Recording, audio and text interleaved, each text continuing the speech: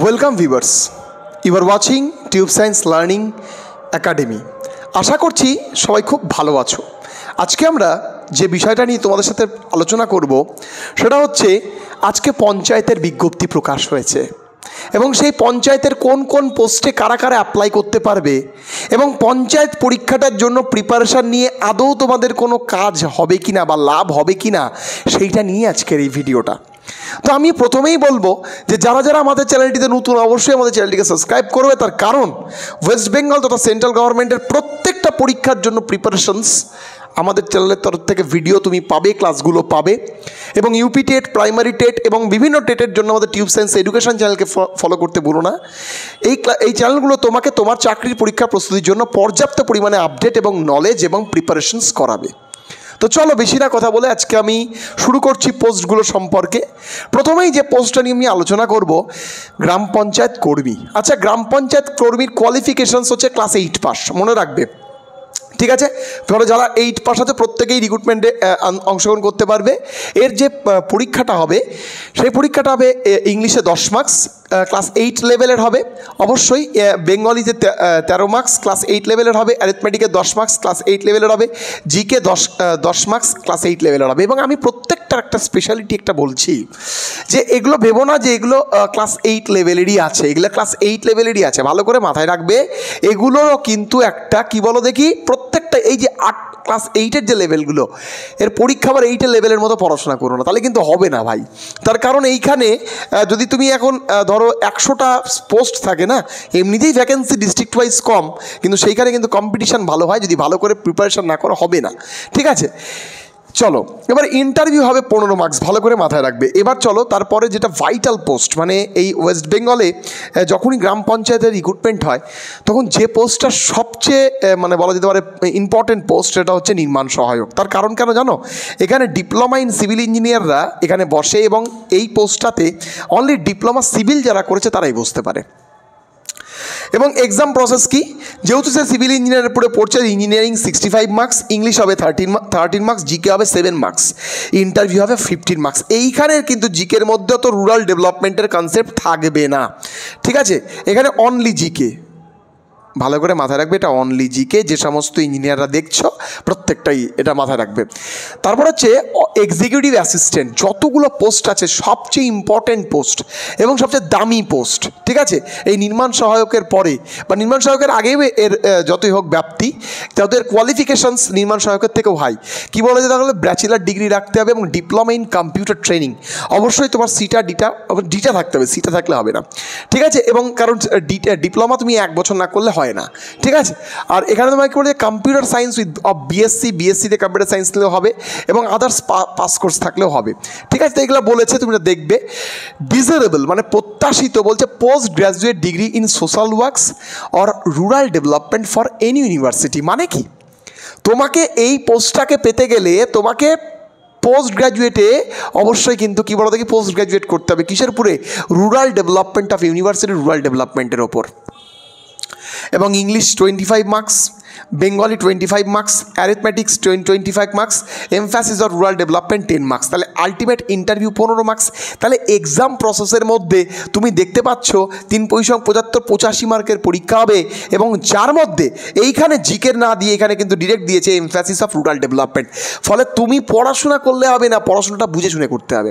তুমি এখন পড়াশোনা করলে তুমি ভাবলে যে এটা আমি পড়ে যাবো হয়ে যাবে, তা কিন্তু হবে না। তার কারণ এখানে বলেছে তোমাকে পড়তে হবে সেই সারাউন্ডিংয়ে, ঠিক আছে?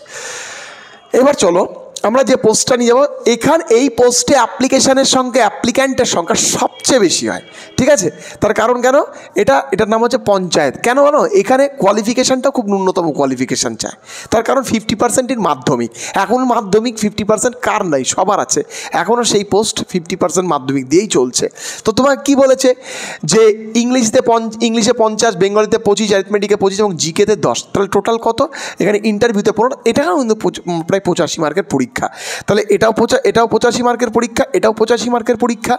এবং তারপরে দেখো ইন্টারভিউতে এখানেও বলেছে 15, ওখানেও 15। এবার দেখো তারপরে সেক্রেটারি কি বলেছে দেখো, বলছে এইচএস অথবা ডিপ্লোমা। তুমি যদি ডিএলএড করে থাকো তাহলে কিন্তু বুঝতে পারো, তার কারণ সেটাও একটা ডিপ্লোমা, ঠিক আছে? এবং তার সঙ্গে কিন্তু অবশ্যই তোমার সিটা বা ডিটা থাকলে বেশি ভালো হয়, ঠিক আছে? তো কম্পিউটার নলেজটা থাকতে হবে এবং সেখানে এক্সাম প্রসেস কি বলছে, ইংলিশে 25 থাকতে হবে, বাংলায় 25 থাকতে হবে, অ্যারিথমেটিকে 25 এবং জিকেতে 10।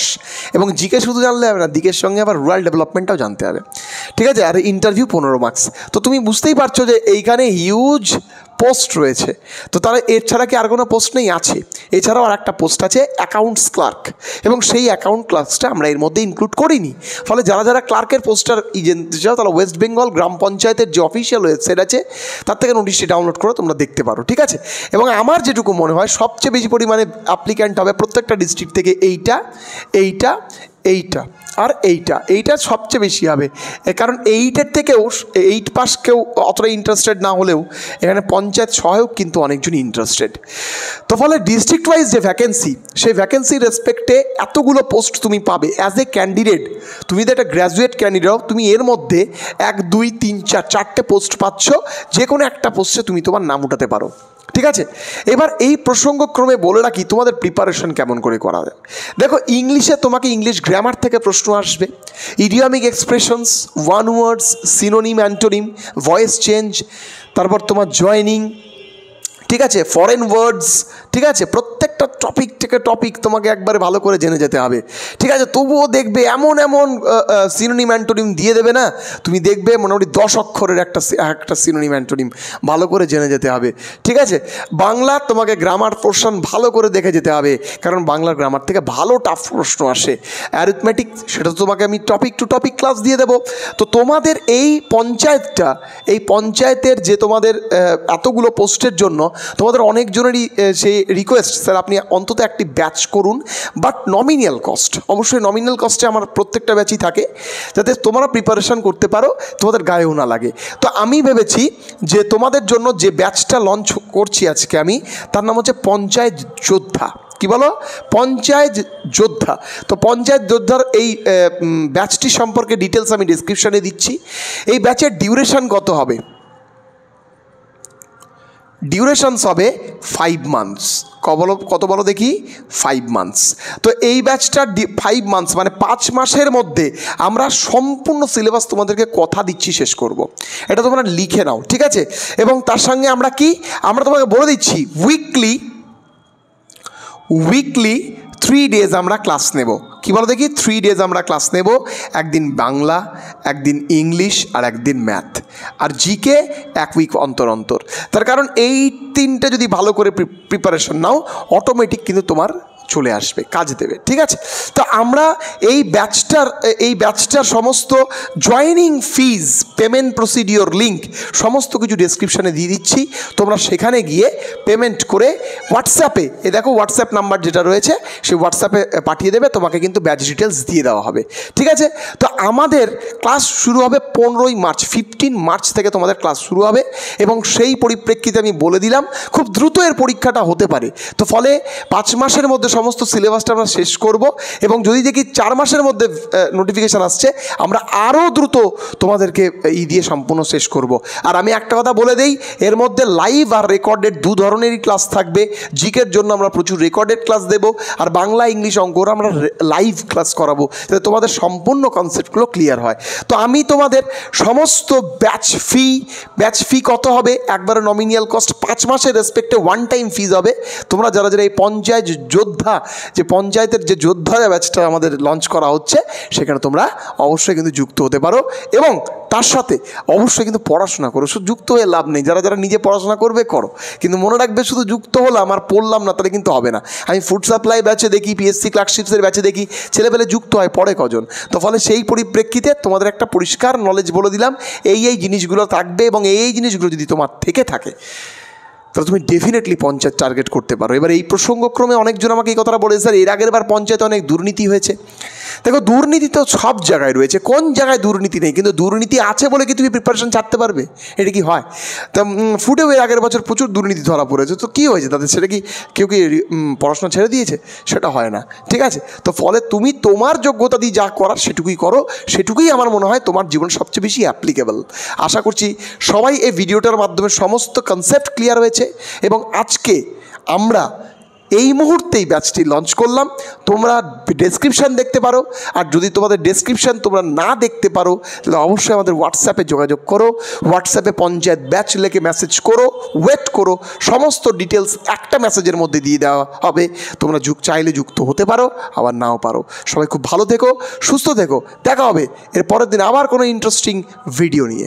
ধন্যবাদ।